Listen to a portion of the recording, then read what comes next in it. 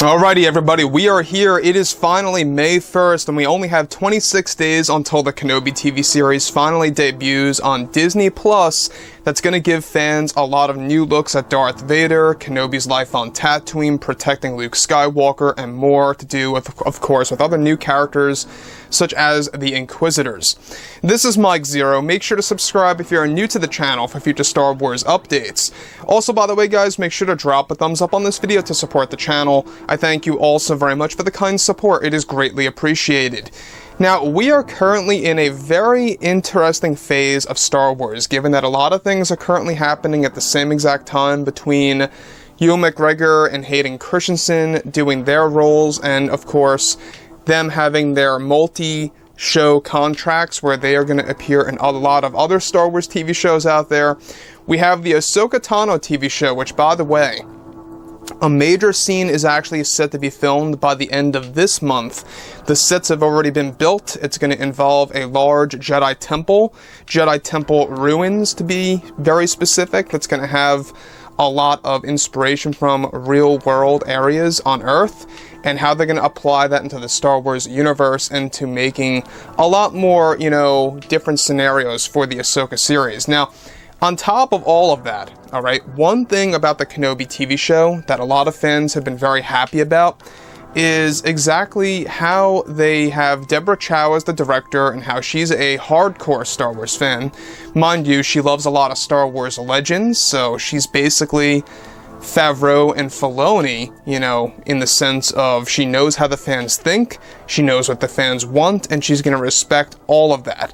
And that's exactly why the Kenobi series is so highly anticipated, is because of how much attention Deborah Chow paid attention to, of course, for the series. Now, with that being said, however, what's really exciting is exactly what Bob Chapek recently did for the Kenobi series. So, with, of course, both Favreau and Filoni now working on the continuation of the Mandoverse, they are also slated to work on the new seasons of the Kenobi series, as Disney CEO Bob Chapek recently approved for the Kenobi show to turn into a multi-season show instead of just being a limited series.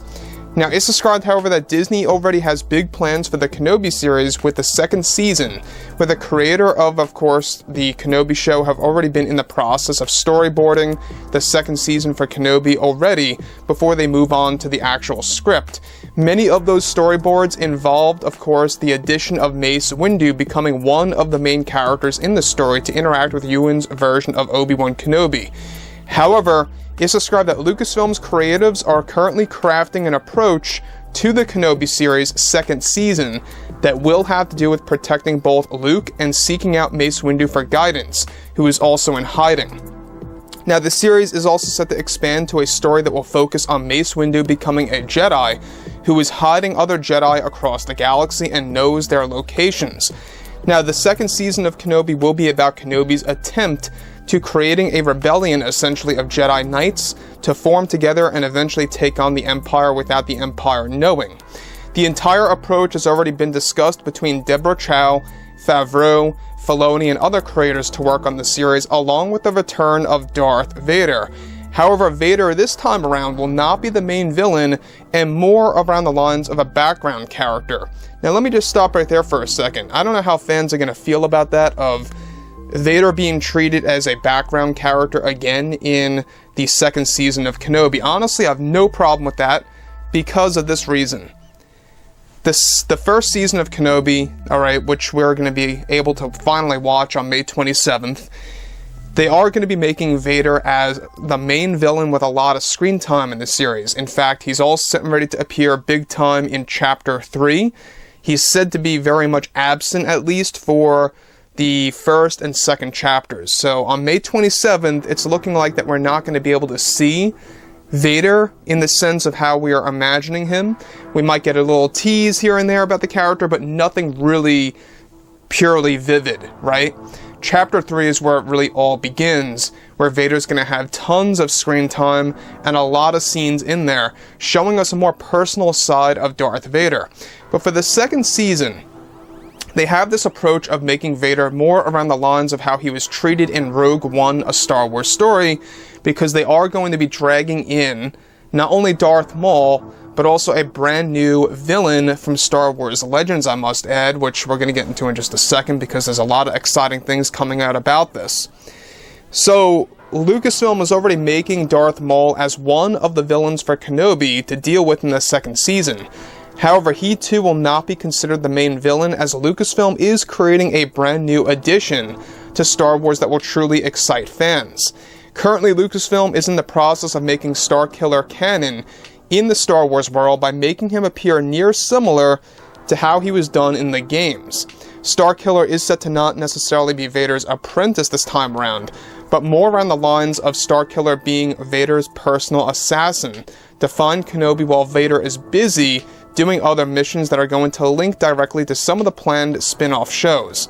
Now, the new season of Kenobi is also described to involve Mace Windu, played by Sam Jackson, with a totally new look. Storyboards for Mace Windu have already been illustrated that will involve him with a biomechanical arm, with a scruffy beard lying on a world that consistently rains. Now, this is not to be confused as Kamino. This world is described to be very tropical in nature, with a series of caves and tunnels that Windu is hiding on while he collects multiple Jedi across the galaxy to train. Let me stop right there for 1 second. This could very well be the world of Pilio, or maybe even one of the Star Wars worlds from Legends, in which it also did rain 24/7 with a lot of caves and tunnels. Now, obviously, the return of Mace Windu is going to be a big deal for fans, and a lot of fans are going to pretty much, be very skeptical about his return, because there's a lot of fans out there that believe that Mace Windu, if you're bringing him back in action, you really got to take care of this character carefully, because if you don't treat the character with great care, it could really create a domino effect on how the fans view Favreau and Filoni's approach to the overall Star Wars universe, right? Regardless, I think that Chow, Favreau, and Filoni, they have a great, approach to the Star Wars universe. They're going to nail it this time around. I have no doubt about that. But when you look at everything related to the Kenobi series, right? This series is all about, essentially, the Lost Jedi, alright? Not to be confused with The Last Jedi.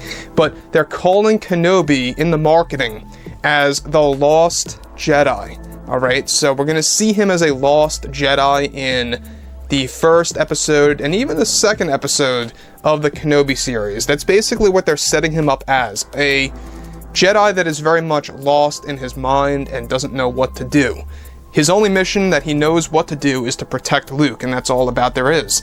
Until there's a lot of further conflict that comes into play, where we get to learn more about the Inquisitors and such. So Kenobi Season 2 and Kenobi Season 3 is going to be a big deal, because they have to really make sure that it's treated properly as a beginning, middle, and end, and how it falls directly in line with Starkiller, Darth Maul, and Darth Vader as the three main villains. However, of course, Vader this time around won't be an actual main villain per se in the front, but more so in the background. So, overall, guys, I think that their approach to what they're currently crafting over at Lucasfilm with the Kenobi series is a big deal. Basically, what they're doing is that they're making a Kenobi-verse, is what it's coming off as.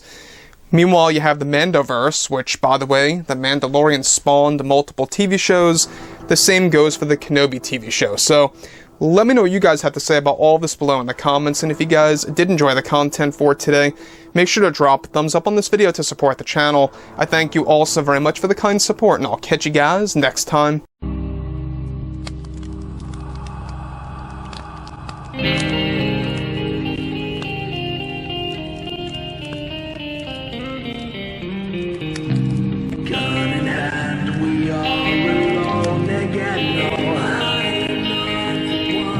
From night to